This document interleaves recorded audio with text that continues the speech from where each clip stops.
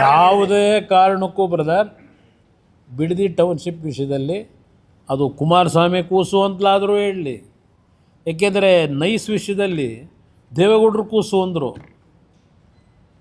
ಆದರೆ ಆ ಕಾರ್ಯಕ್ರಮಗಳಲ್ಲಿ ಲೂಟಿ ಮಾಡಿದಾರೆ ಯಾರು? ನೈಸಲ್ಲಿ ಇದೆಲ್ಲ ದೊಡ್ಡ ಕಥೆ ಇದೆ, ಬಿಟ್ಟುಬಿಡಿ. ಇಲ್ಲಿ ಅದೇನಲ್ಲ ಕುಮಾರಸ್ವಾಮಿ ಕೂಸು ಅಂತಾರಲ್ಲ.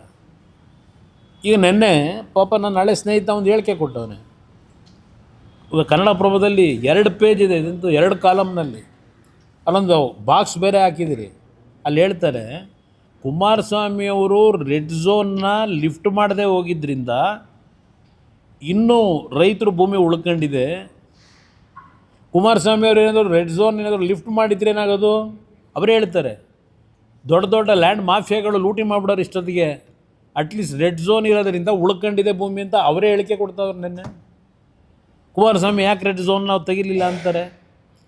ಮುಖ್ಯಮಂತ್ರಿಗಳು ಅದೆಂಥದ್ದು ಡೇಟ್ ವೈಸು ಉದಯವಾಣಿ ಪತ್ರಿಕೆಯಲ್ಲಿ ಬಂದಿದೆ, ಒಂದೆಲ್ಲ ಟೈಪ್ ಮಾಡಿ ಎಲ್ಲ ಪತ್ರಿಕೆಗಳಿಗೆ ಕೊಟ್ಟವ್ರೆ. 2006 ಇಂಥ ಡೇಟು ಏನಾಯಿತು, ಅಲ್ಲೇನಾಯಿತು, ಇಲ್ಲೇನಾಯಿತು, 8, 10, 11 ಎಲ್ಲ ಕೊಟ್ಕೊಂಡವ್ರೆ. ಸಿದ್ದರಾಮಯ್ಯರ ಕಾಲದವರೆಗೂ ಕೊಟ್ಟು ಇಲ್ಲಿವರೆಗೂ ಕೊಟ್ಟವ್ರೆ. ಈಗ ಇವ್ರು ಏನು ಮಾಡ್ತಾಯಿದ್ದೀವಿ ಅಂತ. ನನ್ನ ಕಾಲದಲ್ಲಿ DLF ಕಂಪ್ನಿ ದುಡ್ಡು ಕಟ್ಟಿಲ್ಲ. DLF ಕಂಪ್ನಿಯವರು ರಾಜ್ಯದಲ್ಲಿ ಗವರ್ನರ್ ಆಡಳಿತ ಇದ್ದಾಗ, ರಾಜ್ಯಪಾಲರ ಆಡಳಿತ ಇದ್ದಾಗ ಕಟ್ಟಿರೋದು ಅವರು. ಆಮೇಲೆ ಮುಂದೆ ಬಂದು ಸರ್ಕಾರದಲ್ಲಿ ದುಡ್ಡು ವಾಪಸ್ ತಗೊಂಡು ಹೋಗವ್ರೆ. ನಾನು ಮಾಡಬೇಕು ಅಂತ ಇದ್ದಿದ್ದು ನಿಜ. ವಿಧಾನಸಭೆಯ ಕಲಾಪದಲ್ಲಿ ರಿಲೀಸ್ ಮಾಡ್ತೀನಿ ಅದೆಲ್ಲ. 2007 ಜುಲೈ 30-31ನೇ ತಾರೀಕು 2007 ಇದೇ ಸಿದ್ದರಾಮಯ್ಯನವ್ರು ಏನು ಭಾಷಣ ಮಾಡಿದ್ದಾರೆ ಬಿಡದಿ ಟೌನ್ಶಿಪ್ ಬಗ್ಗೆ.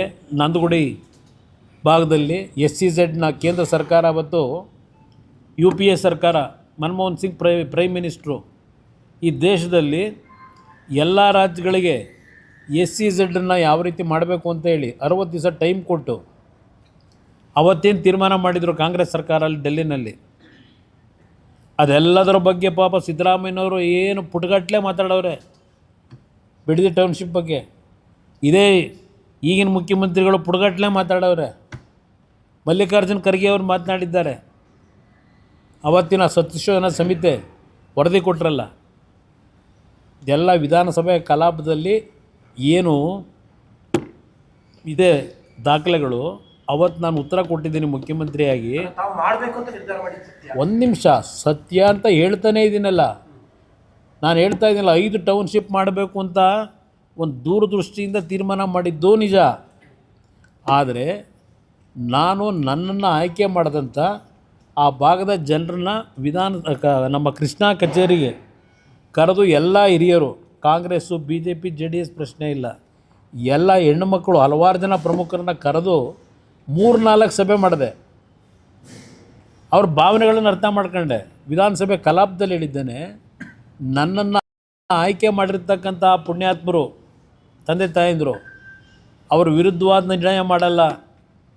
ಯಾವುದೇ ರೀತಿಯಲ್ಲಿ ರೈತರ ಭೂಮಿನ ಅಭಿವೃದ್ಧಿ ಹೆಸರಿನಲ್ಲಿ ಲಪ್ಟಾಯಿಸ್ಲಿಕ್ಕೆ ಬಿಡಲ್ಲ. ಈ ಪದನ್ನು ಅವ್ರ ಮುಖದ ಮೇಲೆ ಹೇಳಿದ್ದೀನಿ. ಈಗ ಏನು ಹೇಳ್ತಾವ್ರಲ್ಲ ಈಗ ಈ ಮಹಾನ್ ನಾಯಕರು, ಅವ್ರ ಮುಖದ ಮೇಲೆ ಹೇಳಿದ್ದೀನಿ.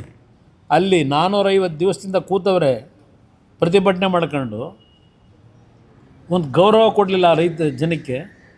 ಇವರಿಂದ ನಾನು ಪಾಠ ಕಲಿಬೇಕಾ? ನಾನು ಬಿಡೋಕ್ಕಾಗುತ್ತಾ ಇದನ್ನು ಸಬ್ಜೆಕ್ಟ್ನ? ಯಾರಿಗೋಸ್ಕರ ಮಾಡ್ತಾವ್ರೆ?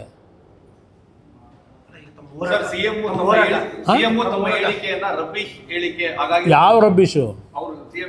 ಹಾಂ, ಯಾವುದಕ್ಕೆ ರಬ್ಬಿಶ್ ಹೇಳೋರು ಹೇಳಿ? ಯಾವ ಹೇಳಿಕೆ? ಈಗ ನಾನು ಏನಾದರೂ ಅಸತ್ಯ ಹೇಳಿದ್ದೀನ?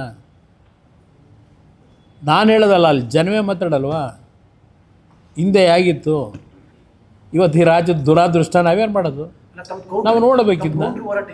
ಈಗ ನನ್ನ ಕೌಂಟ್ರ್ ಹೋರಾಟ, ರೈತರು ಏನು ಇವತ್ತಲ್ಲಿ ಹೋರಾಟ ಮಾಡ್ತಾ ಇದ್ದಾರೆ ಭೂಮಿ ಕೊಡಲ್ಲ ಅಂಥೇಳಿ, ಅವ್ರಿಗೆ ಧ್ವನಿಯಾಗಿ ನಿಲ್ಲೋದಷ್ಟೇ ಅಲ್ಲ, ಅದ್ರ ಜೊತೆಗೆ ಕಾನೂನಿನ ವ್ಯಾಪ್ತಿಯೊಳಗೆ ಇವ್ರು ಹೇಳೋರು ಮುಖ್ಯಮಂತ್ರಿಗಳು ಹೋಗಲಿ ಅಂತ ಹೇಳಿ, ಕಾನೂನು ವ್ಯಾಪ್ತಿಯೊಳಗೆ ಆ ರೈತರಿಗೆ ನ್ಯಾಯ ಕೊಡಿಸ್ತಕ್ಕಂಥದ್ದಕ್ಕೆ ಎಲ್ಲ ರೀತಿಯಲ್ಲೂ ಅವ್ರ ಪರವಾಗಿ ನಿಲ್ತೀವಿ.